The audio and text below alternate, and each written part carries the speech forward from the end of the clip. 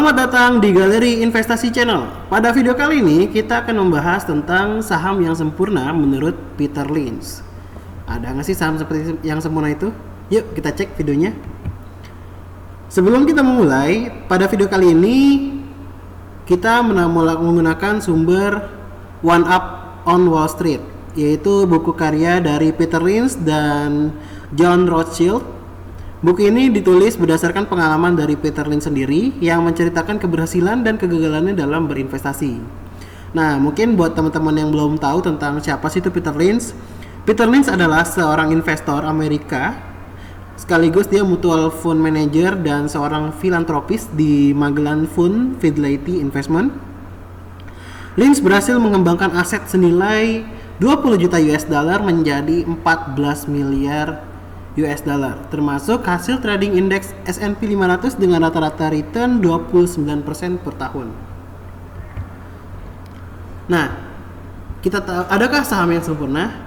Kita tahulah kalau misalnya kesempurnaan itu hanya milik sang pencipta. Namun bukan berarti kita tidak dapat berinvestasi yang bagus. Nah, di sini pada bukunya One Up on Wall Street, Peter Lynch menyebutkan beberapa kriteria saham yang bisa dikatakan sempurna. Bukan berarti sempurna secara seutuhnya.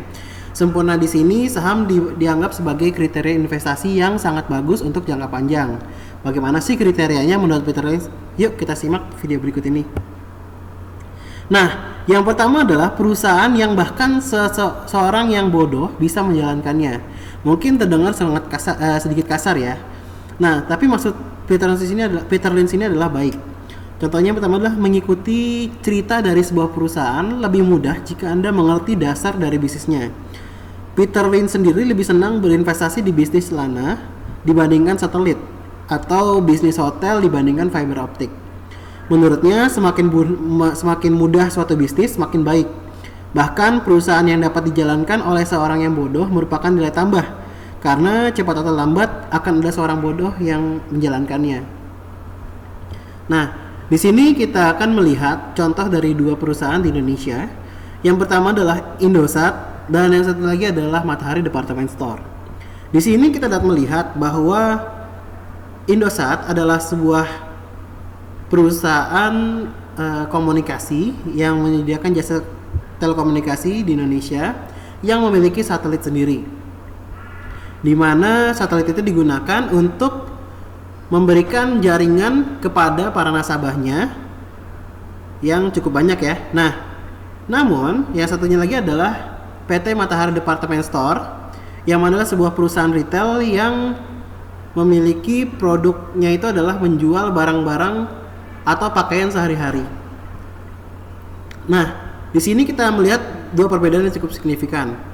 Indosat memiliki teknologi yang sangat tinggi, bahkan mempunyai satelit sendiri untuk memperluas jaringannya. Namun dari laporan keuangannya, Indosat mencatatkan kerugian dari tahun 2013 hingga tahun 2015. Baru mulai membaik di akhir tahun 2016, dia baru mulai mencetak laba. Sedangkan Matahari Department Store atau LPPF di sini dia selalu membukukan pertumbuhan laba atau laba bersih yang signifikan, bahkan mencapai return on equity yang hampir mencapai 5%. Nah, ini dapat dikatakan baik karena perusahaan ini menghasilkan laba. Mungkin dari kita sendiri tidak semuanya tahu bagaimana cara mengoperasikan sebuah satelit. Tapi mungkin kita tahu mana baju mana yang lebih enak dipakai, mana yang dapat digunakan oleh masyarakat banyak, dan mana yang nyaman dipakai untuk kegiatan sehari-hari.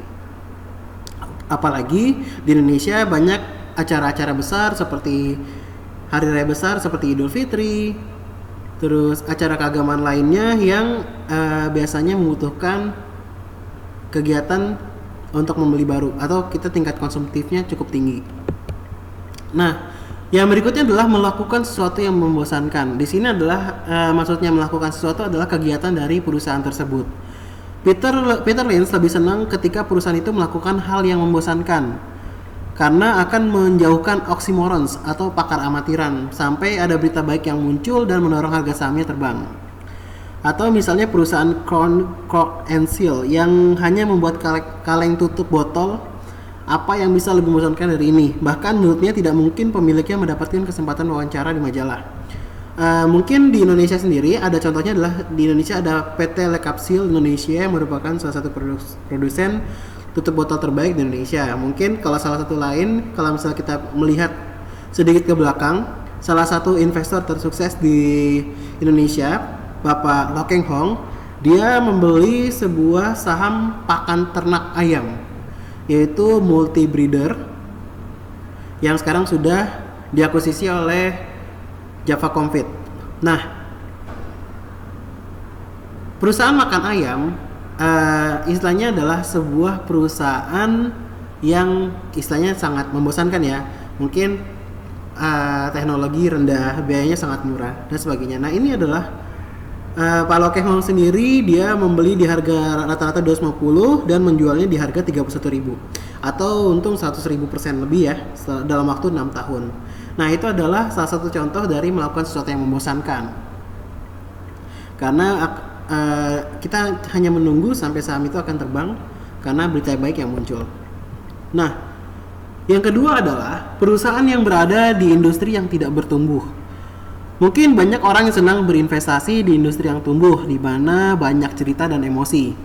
Industri yang bertumbuh biasanya harga sahamnya bergerak sangat cepat, naik secara signifikan. Nah, di sini Peter Lynch lebih memilih berinvestasi di industri yang bertumbuhnya pelan. Bukannya dia tidak suka berinvestasi di industri yang bertumbuh. Dia hanya tertarik pada industri yang bertumbuh kecuali sahamnya turun secara drastis. Mungkin saat krisis atau misalnya kayak terjadi krisis properti pada tahun 2008. Nah, di situ dia tertarik pada industri yang sedang bertumbuh. Nah, di industri yang tidak bertumbuh, terutama yang membosankan, biasanya tidak ada persaingan. Misalnya seperti gambar di samping nih. Seberapa banyak perusahaan yang menjual gambar di samping?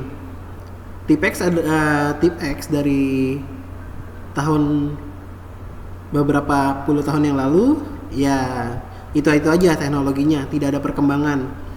Dan yang menjual hanya beberapa perusahaan besar saja. Salah satunya adalah Kenko.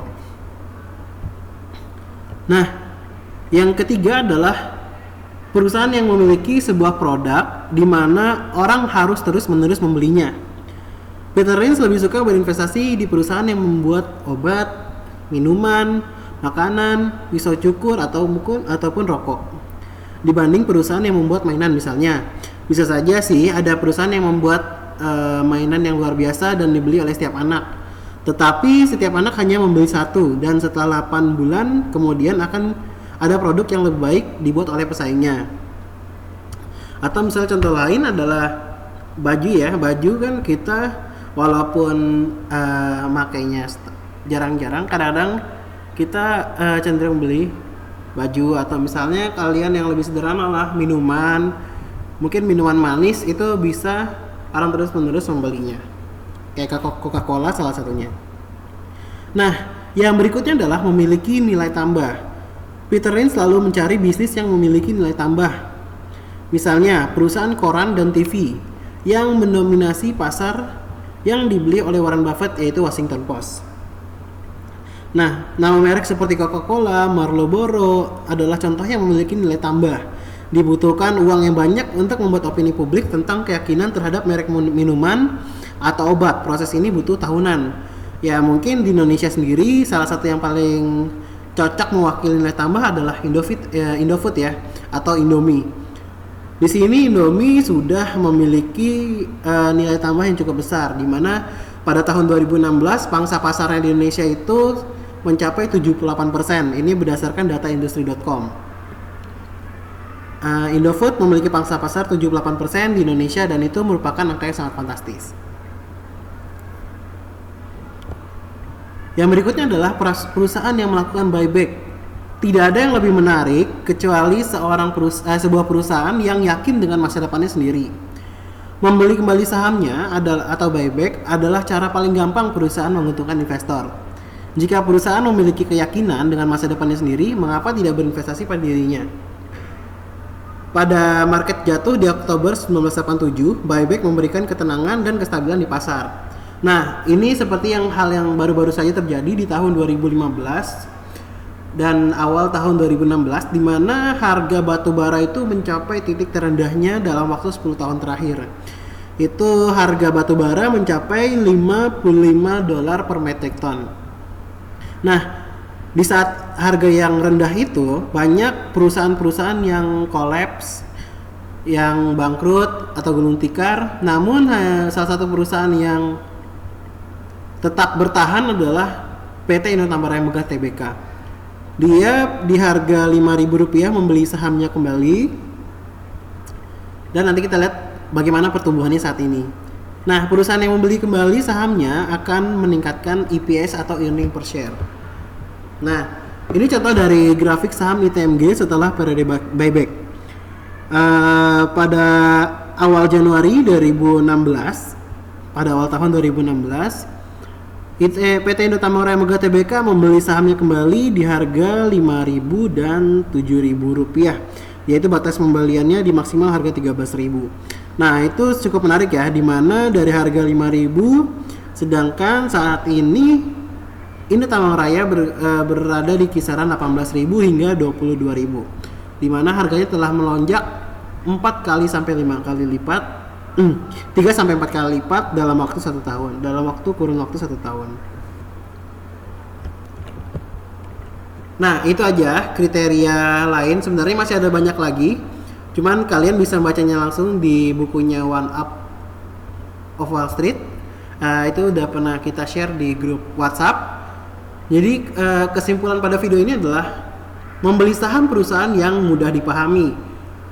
Mudah dipahami bagi setiap orang berbeda-beda. Mungkin ada yang bekerja di pertambangan, dia akan lebih paham dengan sektor tambang, atau mungkin ada yang kerjanya sebagai dokter akan lebih paham tentang perusahaan obat. Nah, membeli perusahaan yang memiliki nilai tambah. Perusahaan yang memiliki nilai tambah seperti pangsa pasar yang besar atau mungkin memiliki citra merek yang sangat mudah diterima oleh masyarakat. Yang ketiga, terkadang perusahaan di industri yang tidak bertumbuh tapi menguasai pasar tersebut memiliki peluang investasi yang lebih besar. Seperti tadi kita lihat ada beberapa saham, ada perusahaan yang selalu bertahan hidup karena industrinya tidak terlalu bertumbuh secara signifikan. Nah, jika kamu suka dengan video ini, jangan lupa untuk klik tombol like, subscribe. Kalau kalian pengen tahu lebih banyak tentang videonya, kalian bisa klik tombol video berikutnya nih. Ada video berikutnya tentang saham apa aja. Kalau misalnya kalian ingin request materi yang diajarkan, atau mungkin kalian ingin sharing, kalian bisa kirim di kritik dan saran di komen di bawah. Nanti kita akan baca. Sekian video dari kami. Sampai jumpa di video berikutnya.